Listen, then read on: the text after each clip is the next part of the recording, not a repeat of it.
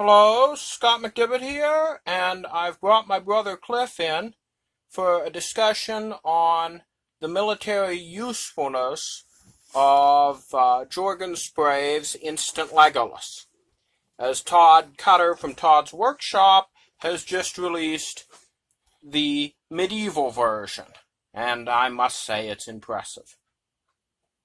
Um, if you can't tell our voices apart, don't feel bad. People can't tell us apart. But let's start by listing what advantages and disadvantages it would have compared to a uh, war bow or a crossbow.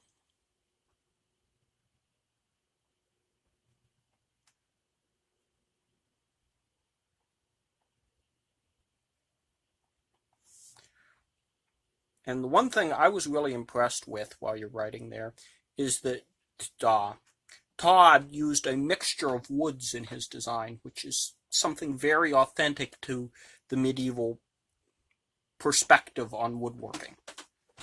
Compared to modern day, we all use one piece of pine. Yes, that was unusual. It's very rare to see a modern workmanship who can work his woods against each other and in combination rather than just wood. But one thing, the obvious advantage is rate of fire.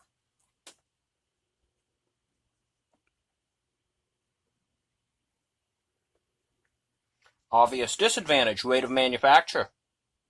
Of course, they're complex. They would you'd put more workmanship into those than a good crossbow with the same design. I think it's almost twice. Plus, you need a longer piece of wood that it can hold under that grain to make the magazine. That's a big honking piece of wood. Yeah. On the magazine and slide. But obviously, the other advantage is the magazine itself. 5 shots readily available. No need to store them on your person. They're right on the bow.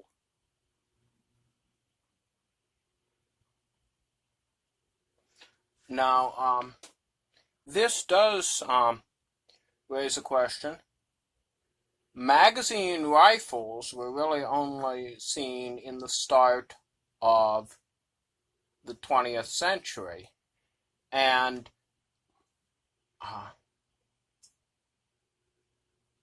Jorgen's design seems to have a magazine that is straight out of a Mauser rifle, even down to the potential for a stripper clip feed. So you would argue that perhaps the design just didn't exist? Which, to be fair, there's no modern materials. It's just modern thought. That's a possibility, but I was raising this.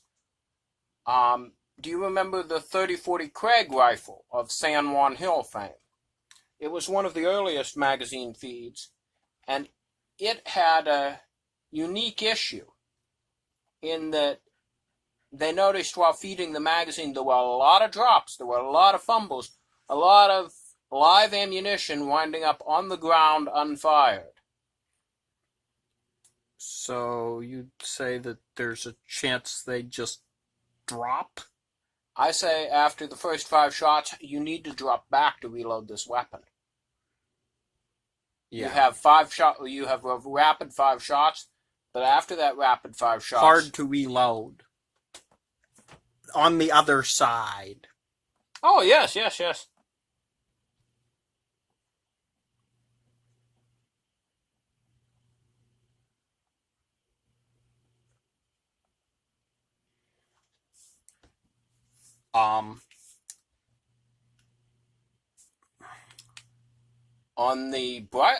However, for those first 5 shots, you do have that magazine, which is something you're not going to see. I think we covered that under rate of fire.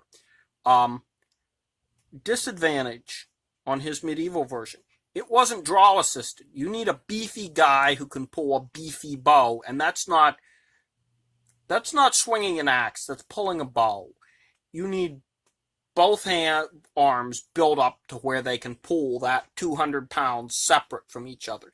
That's a very, as England proved during the Middle Ages, that's a very specific skill that you don't get anywhere else.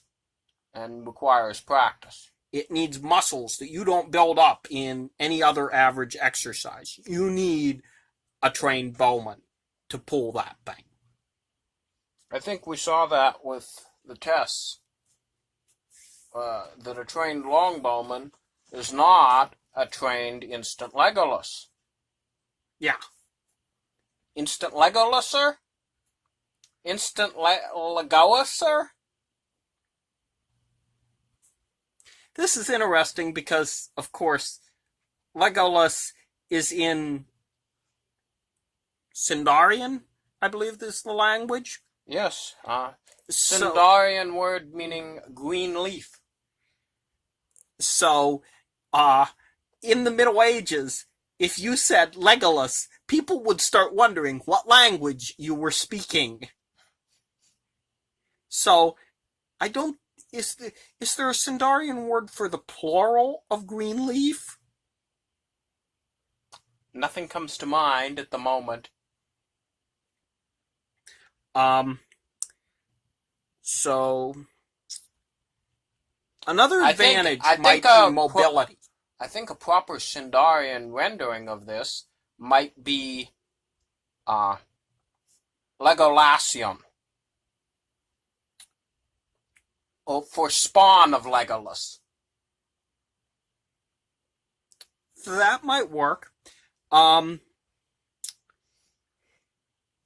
a more practical note, I think another advantage might be mobility.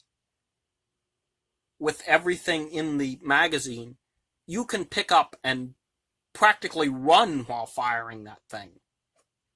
Whereas with a longbow, you've got your quiver, and those were usually ground quivers in combat. Or wicker baskets. Because they set up their archers usually in a very defensible position so that the enemy cavalry wouldn't get at them and murder them all. I think it's also a downside because with the rate of fire, the mobility means that you have a chance of being there with no arrows. True.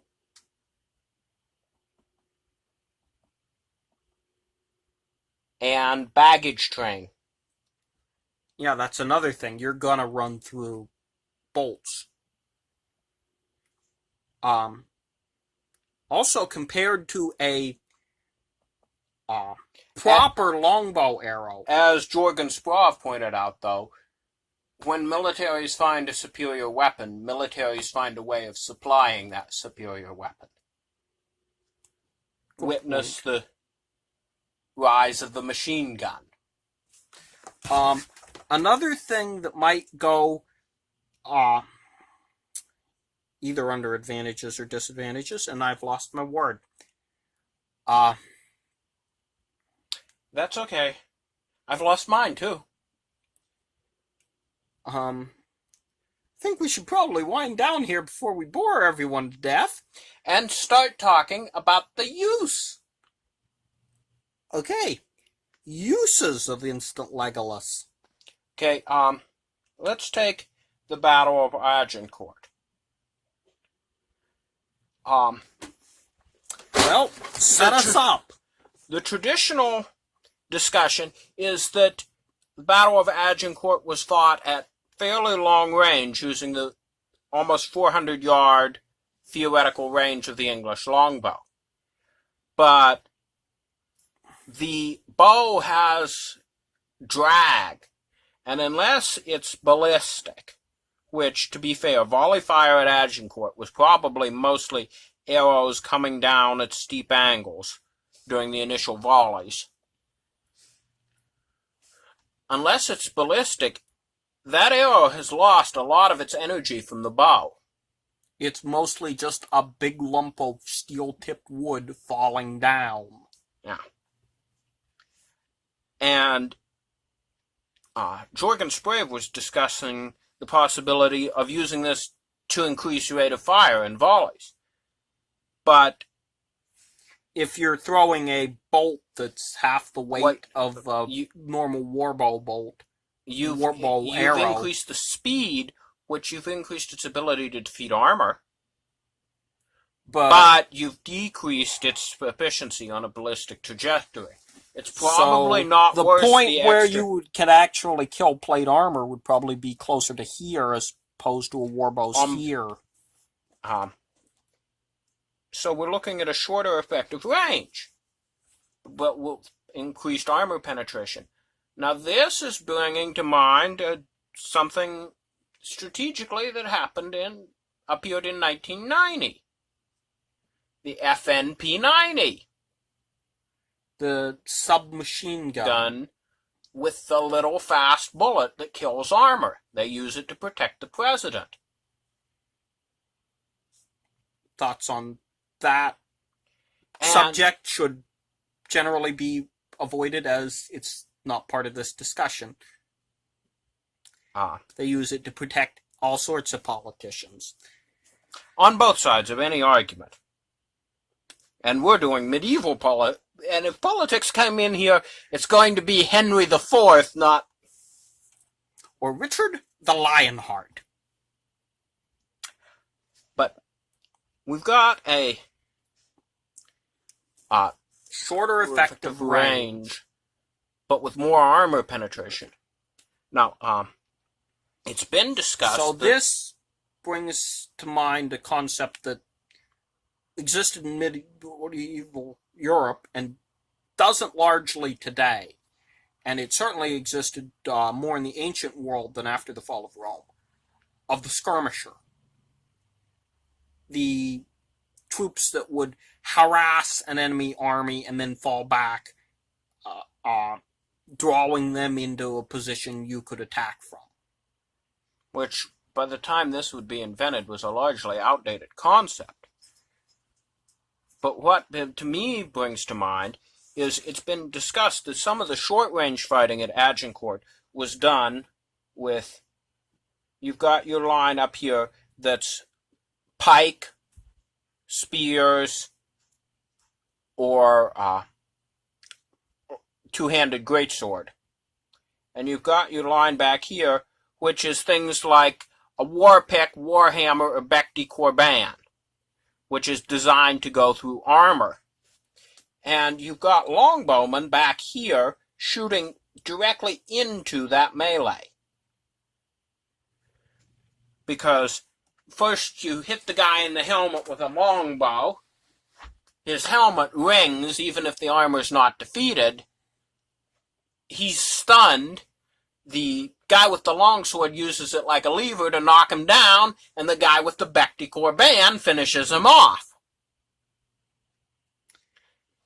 Now, we'll bring up this weapon which shoots a lighter bolt faster. We can bring him up right here in with second line. Practically in the melee. And he can fire his 5 arrows. He can possibly, I'd like to see this tested, he can possibly punch through padded armor. I'd like to see if this could send a boat through 20 layers of linen, or 40. Well, theoretically off a 200-pound warbow, that should be no trouble.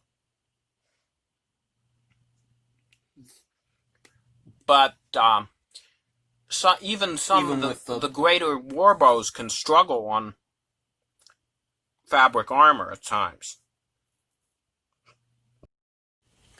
Okay, people, we're going to wrap up here because my brother's phone just died. But what we're seeing here is the rise of a medieval SMG, as you just noted. And I think it might have further use in a suppressive fire role. Convincing the enemy to go elsewhere. If you're in a siege, you get in close. There's an auto up there. Is he really going to be firing through a murder hole if 3 boats just bounced off the stone around that murder hole and he knows there's another two coming. You raise a good point that Could be used while storming a castle to suppress a firing position. yes, In addition, suppressive fire wasn't that incredibly used of a thing in medieval warfare because, well, you didn't don't have the have rate. rate of fire and you didn't have the spare bolts around because these things are difficult to manufacture. But they're going to manufacture what the ammunition they need. If they're going to use them. But very, very much if you're storming a castle. If some guy is going to randomly appear at the end of the hallway charging at you with a sword, having 5 bolts is a lot more useful than having 1 arrow, even if you're good with that arrow. So, I think we can pretty well wrap up, concluding that we've got, in this, a medieval P90, as it were. Yeah, and that this wasn't something that really appeared into our knowledge in the medieval period, and as a result, it would change things. I dare say it would. We might be looking at a British Empire arising all the sooner. Or a German Empire, although, let's be fair to Jorgen Sprave, his empire would be, let me show you its features. Oh yeah, it's completely disorganized.